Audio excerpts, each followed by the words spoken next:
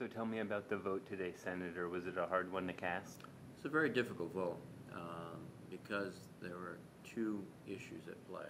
One is the creditworthiness of the United States, which for the first time in my career here has seriously was placed in jeopardy by Republicans who were claiming that they would not vote for any extension under any circumstances, and simultaneously saying it would have no effect when it could be really, it would have been devastating and would devastating to families throughout Rhode Island.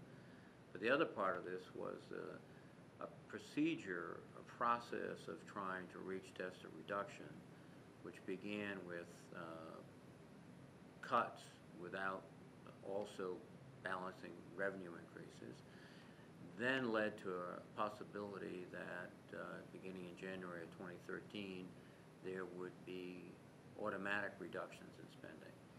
And the problem here is just it injects so much uncertainty into the economy, and it doesn't also accomplish the second objective. Not only do we have to reduce the deficit, we also have to grow the economy. In fact, they're related. So that balance, that difficult choice, ultimately and very difficultly, I resolved that we had to signal very strongly that we would not let the United States default on our obligations. It would have been a catastrophic event that would have haunted us for decades, generations. And so that was the tipping point, but it was a very close call. Do you think the legislation's going to have a positive or a negative effect on the economy?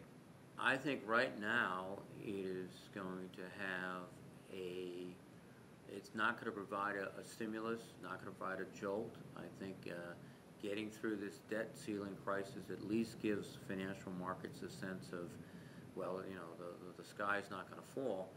But in terms of stimulating job growth, which is really what we're about, it's not going to do a lot. And I think we have to do much more. I think the president now has to seize the high ground, has to make proposals, has to do things that might not require legislation, because frankly I don't see the Republicans as being very amenable to you know, jump-starting job creation. Right. But now, he's got to do a lot of things to help move this economy forward. Now that's half the question. The other half is, do you think it might have a negative effect on the economy, the cuts to spending? I think the spending cuts are in several varieties. First, they've negotiated a cap on this year's expenditures, but in fact that cap is probably lower than what the House of Representatives was talking about. So that tends to be sort of I think a minor impact. But unfortunately what that means is we probably will be laboring along without great job creation. The unemployment rate will be unacceptably high. The real question comes, you know, if there's a deadlock on these joint committee negotiations, if in fact beginning in January of 2013 you see, you know, sort of forced sequestration of monies that maybe even appropriately cannot be spent, or though that could generate some significant impacts on the economy, and in anticipation of that, there could be effects even next year where people begin to say, well, I'll just wait and see. I mean, part of getting the economy going is giving people, consumers, businessmen and women, the confidence that they can invest and spend, and that generates jobs. And so far, we've seen over the last several months a very, very difficult process, lacking confidence, and this is at best neutral, and it raises the possibility with the uncertainty that it'll begin to, you know, erode rather than add jobs.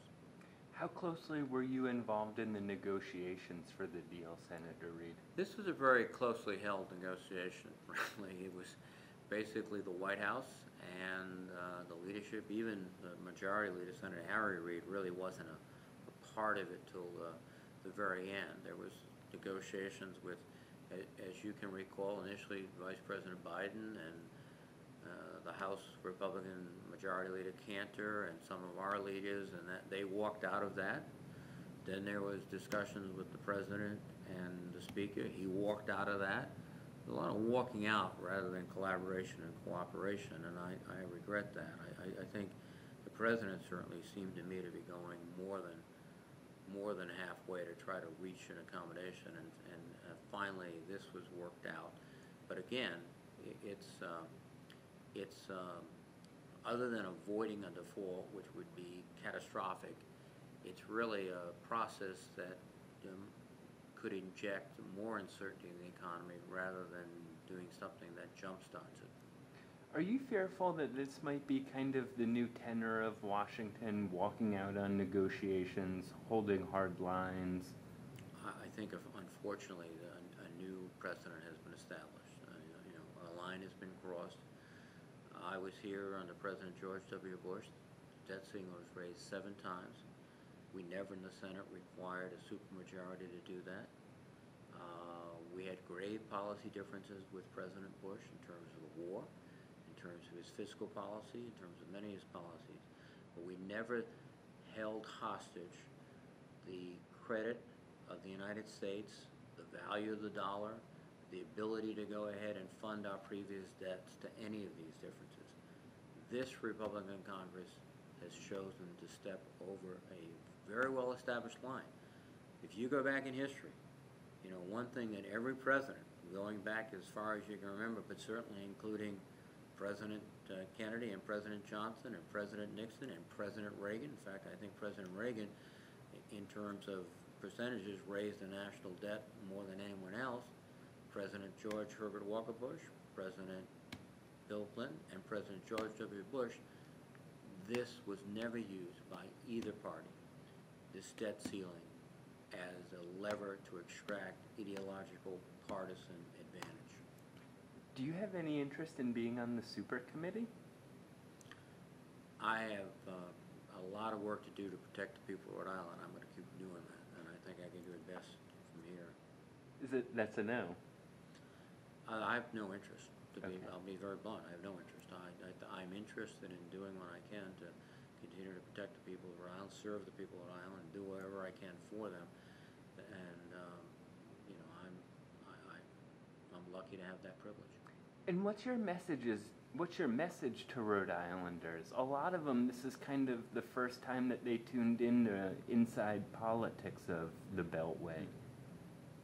Well, I think what you've unfortunately seen is a growing polarization, that the middle ground that used to be occupied by Republicans and Democrats has got shrunk dramatically. And what you have now is very ideologically, very partisan-driven debates, people that would rather make a point than progress. And I think the Americans have seen that, and they don't like it, and they shouldn't like it. I mean, it's increasingly frustrating here, but it's nothing like the frustration that I can imagine people who are hanging on to jobs, trying to hang on to homes, and looking at this, want real, practical, pragmatic solutions, and they're not seeing that. So we have to get back here to Washington to kind of pragmatic, practical solutions. We've done it in the past. I mean, sometimes it's been the effort of one party under President Clinton. We were able to balance the budget. We didn't get any Republican help, but we were able to do it. I hope we can get back to a more bipartisan effort, but again, we've got to get back to pragmatic. What is helping the Rhode Island families? Not, my theory of my view of government, et cetera. It's what's helping families across the country. So the president today spoke about a jobs bill when the Senate comes back in session, and as you know, we have one of the highest unemployments in the nation in Rhode Island. What will you be doing to further the prospects of a jobs bill? I think you've got to have a jobs bill. I think one of the areas we have to be concerned about, because it generates historically a significant number of jobs, is housing. I think there are creative ways, and I hope the president adopts them, to start renovating housing. We're using it as rental housing, affordable housing for people who need affordable rental housing. That could put people to work doing not only renovations, but weatherization. I think there's a lot of work can be done on infrastructure.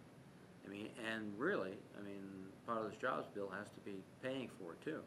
So I hope that's where Republicans are willing, not only to talk about jobs, but to do something practically, creating them, and also making sure that we are paying for them at the same time. Is there anything I'm forgetting, Nancy?